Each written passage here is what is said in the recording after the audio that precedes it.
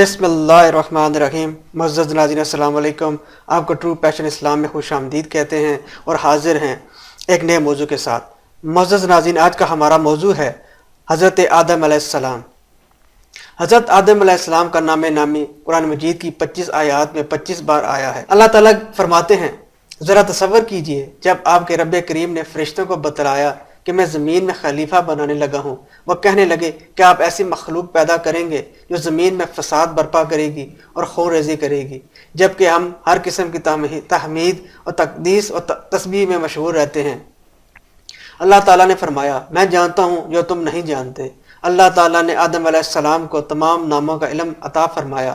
پھر اللہ تعالیٰ نے وہ چیزیں فرشتوں کے سامنے پیش کیں اور فرمایا، مجھے ان چیزوں کے نام بتاؤ اگر تم اپنے دعوے میں سچے ہو کہ اس مخلوق سے ہم افضل ہیں۔ فرشتے کہنے لگے، مولا نقص سے پاک تو آپ ہی ہیں، ہمیں تو بس اتنا ہی علم ہے جتنا آپ نے ہم کو دیا ہے، بلا شبہ آپ ہی سب کچھ جاننے والے اور خوب حکمت والے ہیں۔ اللہ تعالیٰ نے فرمایا، آدم کو ان چیزوں کے نام بتاؤ۔ جب آدم علیہ السلام نے ان کو ان چیزوں کے نام بتا دیے تو اللہ تعالیٰ نے فرمایا، میں نے تمہیں کہا نہیں تھا کہ آسمان و زمین کی تمام چھپی چیزوں کو جانتا ہوں اور تمہارے ظاہر و باطن کو بھی خوب جانتا ہوں۔ پھر جب ہم نے فرشتوں کو حکم دیا کہ آدم علیہ السلام کے سامنے سجدہ ریز ہو جاؤ تو وہ سب سجدے میں گر پڑے مگر ابلیس نے انکار کر دیا۔ اس نے اپنے آپ کو بڑا سمجھا، اس طرح وہ کافر ہو گیا۔ ہم نے کہا، آدم تم اور تمہاری بیوی دونوں جنت میں رہو اور اس میں جہاں سے چاہو جی بھر کے کھاؤ، البتہ فلاں درخت کے قریب نہ جانا ورنہ ظالم بن جاؤ گے۔ لیکن شیطان ان کو پھسلا دیا اور جنت سے نکلوا دیا۔ ہم نے کہا، اتر جاؤ، تم ایک دوسرے کے دشمن ہو، زمین میں تم ایک مقررہ وقت تک رہو گے اور فائدہ اٹھاؤ گے۔ پھر آدم علیہ السلام نے اپنے رب سے کچھ کلمات سیکھ لیے اور توبہ کی۔ اللہ تعالیٰ نے ان کی توبہ قبول فرما لی۔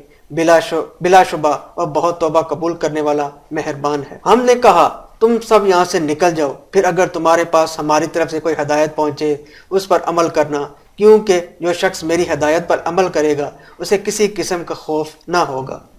ارشاد باری تعالیٰ ہے، ہم اس سے پہلے آدم کو تاکیدی حکم دے چکے تھے مگر وہ بھول گئے، ہم نے ان میں عزم نہ پایا، اور جب ہم نے فرشتوں سے کہا آدم کو سجدہ کرو تو سب سجدے میں گر پڑے مگر ابلیس نے انکار کر دیا۔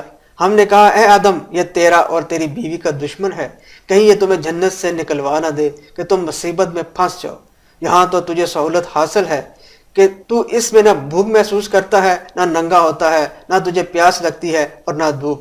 لیکن شیطان نے اسے بہکایا کہ آدم کیا میں تجھے وہ درخت نہ بتلاؤں جس سے تو ہمیشہ رہے گا اور کبھی ختم نہ ہونے والی بادشاہت نصیب ہوگی۔ اس طرح وہ دونوں ممنوعہ درخت کھا بیٹھے۔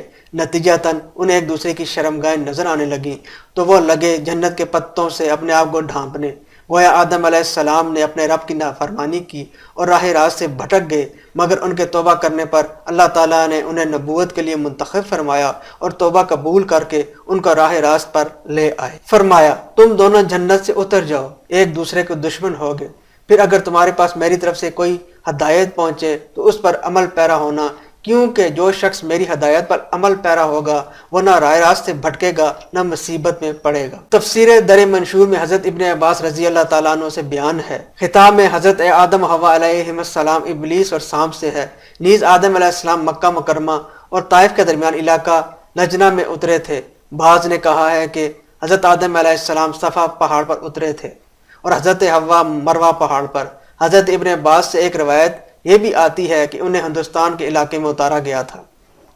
علامہ ابن سعد رحمۃ اللہ علیہ اور ابن اساکر رحمۃ اللہ علیہ نے حضرت ابن عباس رضی اللہ تعالیٰ عنہ سے نقل کیا ہے کہ حضرت آدم علیہ السلام کو ہندوستان میں اور حضرت حوا علیہ السلام کو جدہ کے مقام پر اتارا گیا تھا۔ وہ ان کی تلاش میں چلے تو مزدلفہ کے مقام پر حضرت حوا سے ان کی ملاقات ہوئی۔ اس مقام کو مزدلفہ کہنے کی وجہ بھی یہی ہے کیونکہ عربی میں اس کا معنی قرب والی جگہ ہے۔ اس مقام کو جمع بھی کہتے ہیں کیونکہ یہاں حاجی لوگ ایک رات کے لیے جمع ہوتے ہیں۔ قرآن مجید میں اس کو مشعر حرام کہا گیا ہے۔ علامہ طبرانی رحمۃ اللہ علیہ نے ابو نعیم رحمۃ اللہ علیہ سے ہلیہ میں اور ابن ساکر رحمۃ اللہ نے حضرت ابو ہریرہ رضی اللہ تعالیٰ عنہ سے بیان کیا ہے کہ رسول اللہ صلی اللہ علیہ وسلم نے فرمایا، حضرت آدم علیہ السلام ہندوستان میں اترے تھے۔ ابن اسحاق نے ایک اور روایت بھی نقل کی ہے کہ حضرت آدم علیہ السلام جب زمین پر بھیجے گئے تو انہیں ہندوستان میں اتارا گیا۔ طبرانی میں حضرت عبداللہ بن عمر رضی اللہ تعالیٰ عنہ سے مروی ہے، جب اللہ تعالیٰ نے آدم علیہ السلام کو اتارا تو انہیں ہندوستان میں اتارا تھا، پھر وہ مکہ مکرمہ میں آ گئے، پھر وہاں سے شام چلے گئے اور وہاں فوت ہوئے۔ اس بارے میں وارد روایات کا خلاصہ یہ ہے کہ حضرت آدم علیہ السلام زمین میں آئے تو ہندوستان کے علاقہ سیلون کے جزیرہ سرندیب میں بہت پہاڑ پر اترے تھے۔ ابن بطوطہ نے اپنے سفر نامہ میں لکھتے ہیں کہ میں اس جزیرے میں گیا تو میرا اصل مقصد حضرت آدم علیہ السلام کے قدم مبارک کی زیارت کرنا تھا۔ اس جزیرے کے لوگ حضرت آدم علیہ السلام کو بابا اور حضرت حوا کو ماما کہتے ہیں۔ قدم مبارک کی زیارت کا آغاز حضرت عبداللہ بن خفیف رحمۃ اللہ علیہ سے ہوا۔ حضرت آدم علیہ السلام کی قبر مبارک کے بارے میں بھی اختلاف ہے۔ بعض اہل علم کہتے ہیں کہ آپ کو ابو قبیس پہاڑ بیت اللہ سے قریب ترین پہاڑ پر دفن کیا گیا ہے۔ بعض اہل علم کا خیال ہے کہ آپ کی قبر مبارک اسی جگہ بوز پہاڑ پر ہے جہاں پر آپ اترے تھے۔ یہ بھی کہا گیا ہے کہ حضرت نوح علیہ السلام نے طوفان تھمنے کے بعد آپ کو دوبارہ بیت المقدس کے علاقے میں دفن کیا۔ علامہ طبری بن اسیر اور یعقوبی کی روایات کی بنا پر ہمارے نزدیک یہ بات ہے کہ توبہ کی قبولیت کے بعد حضرت جبرائیل علیہ السلام آپ کو اٹھا کر عرفات میں لائے اور افعال حج سکھائے۔ پھر آپ فوت ہوئے تو آپ کو ابو قبیس پہاڑ کے دامن میں دفن کیا گیا علیہ الصلوۃ والسلام۔ امید ہے ناظرین آپ کو یہ معلوماتی ویڈیو پسند آئے گی۔ اس چینل کو سبسکرائب کریں، ویڈیو کو لائک کریں اور شیئر کریں۔ شکریہ۔